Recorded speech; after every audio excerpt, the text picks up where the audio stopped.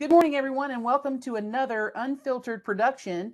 And I have a really special guest with me today, Dr. Monika Virk. She's the founder owner of Hop into Homecare, and I wanted to introduce this innovative technology that she's created that is really something I think that can make your job easier, not just in onboarding and orienting your clinicians and staff, but also retaining them because you want that the clinicians and staff to feel that support when they come and work with you. But I want to start with a really cute story. Monika called it the meet cute. Monika, thank you for being here today. Thank you for having me, Sherry. We had the opportunity to meet Cornetti and Craft or K&K had the opportunity to meet Monika at the North Carolina Annual Symposium in Raleigh. I think it was Raleigh Durham, right? And Yes. we were in this exhibition hall that was set up in this really strange way. Imagine hallways lined with tables that are like spread on both sides of a hotel conference area, where half of the exhibitors were on one side and half were on the other. Half were in the hall. K&K was in a little ante room right off the hall. It was just a really bizarre setup. It wasn't like your normal exhibition. And Cindy Craft and I are walking around looking at tables and probably pilfering some goodies, particularly tissues. Cindy and I both need tissues constantly.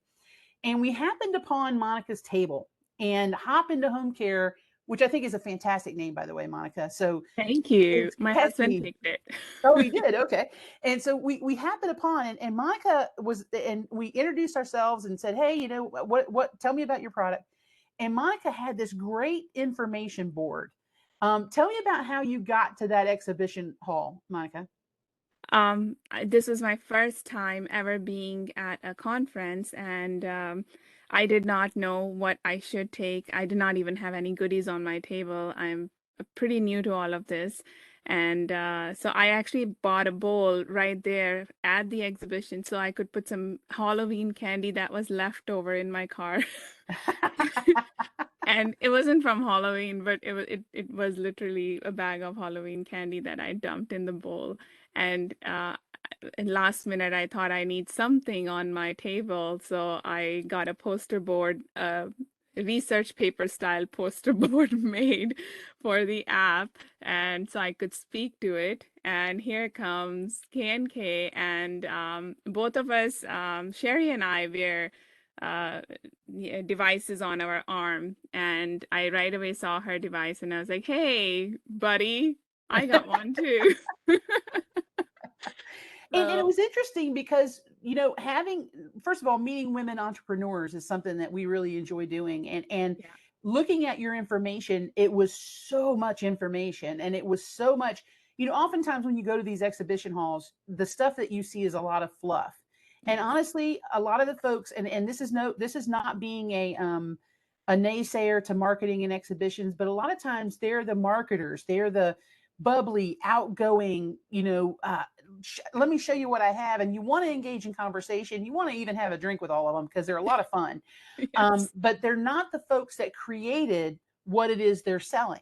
And yeah, so for Cindy and I, it was just so unique to meet someone who had created this technology that was going to answer one of the biggest problems that we see in home health. So super excited. So the conversation, we met about these devices, right? And so, oh, I have this in hmm, common, and why do you have yours? Blah blah blah.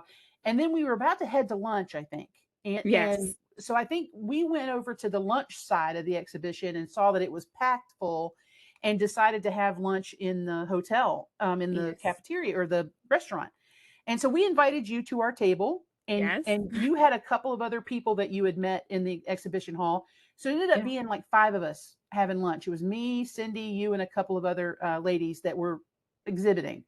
And hmm. so we had a great conversation about a lot of different things, and just not work conversations, but kind of get to know you conversations.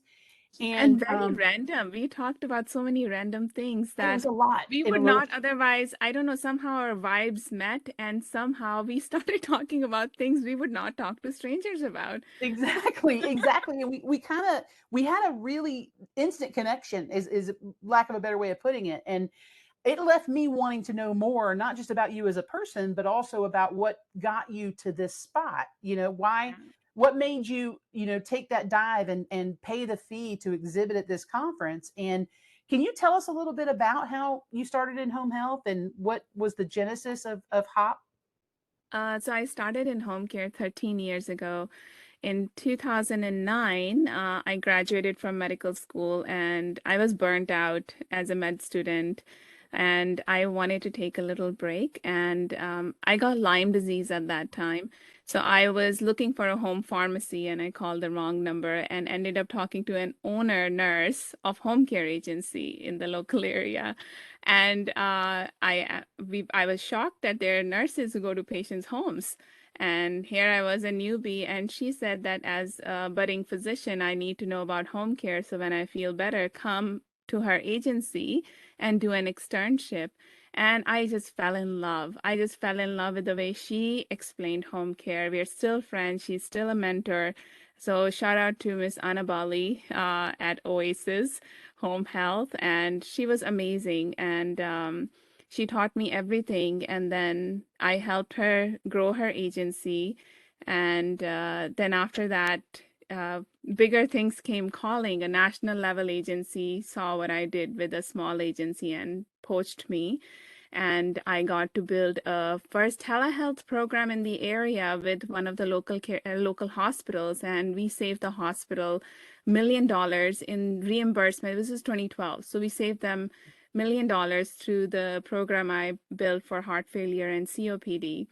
And that led to the local area hospital finding out that their competitor saved $1 million.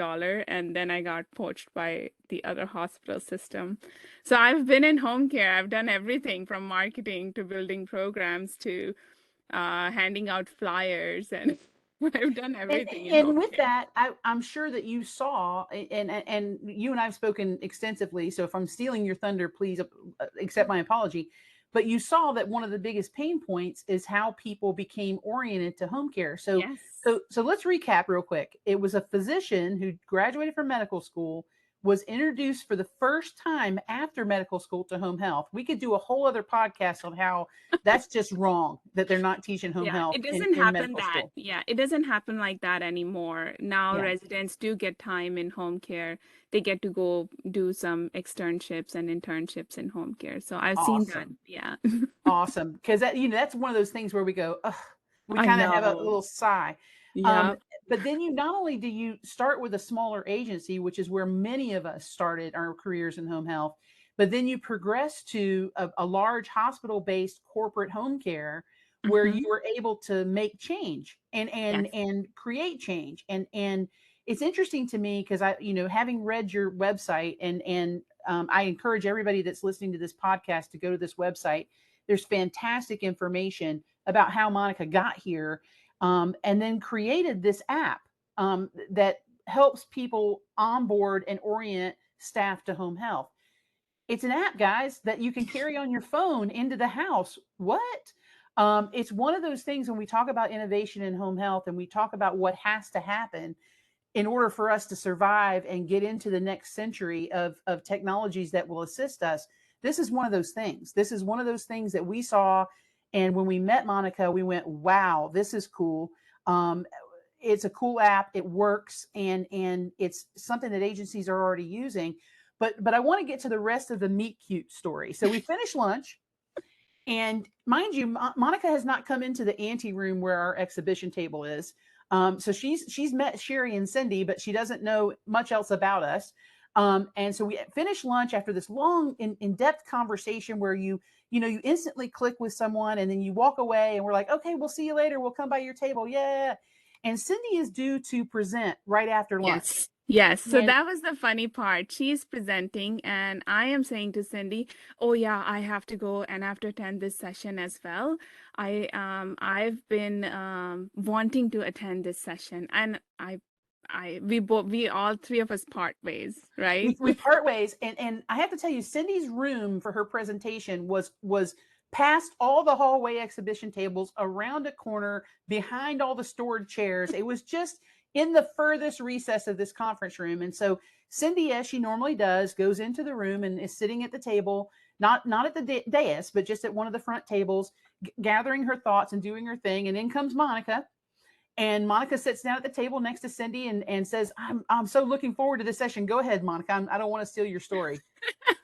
No, I tell to Cindy, I'm saying to Cindy, oh my God, you're in here too?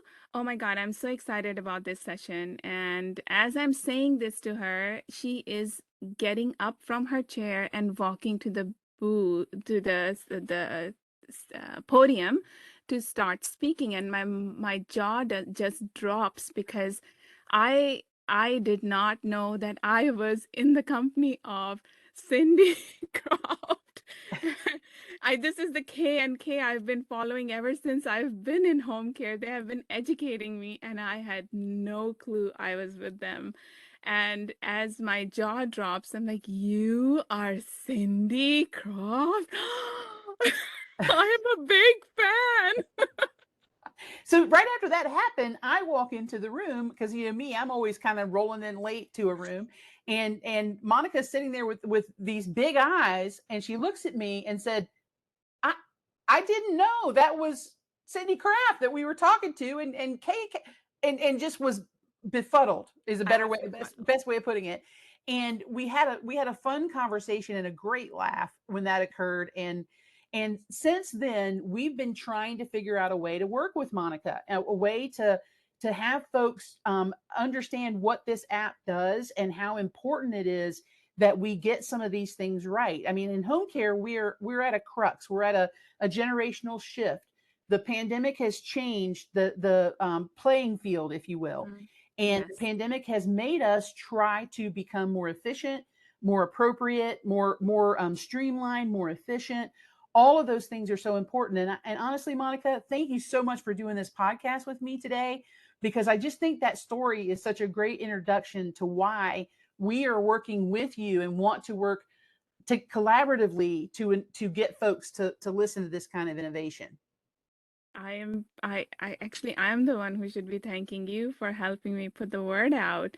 And I still am the fan, the fan following and the fan in me has not left. I still pinch myself every day that I get to talk to you guys and get to collaborate with you and Cindy and Sherry are amazing, and I still cannot believe it. So I should be the one thanking you, Sherry.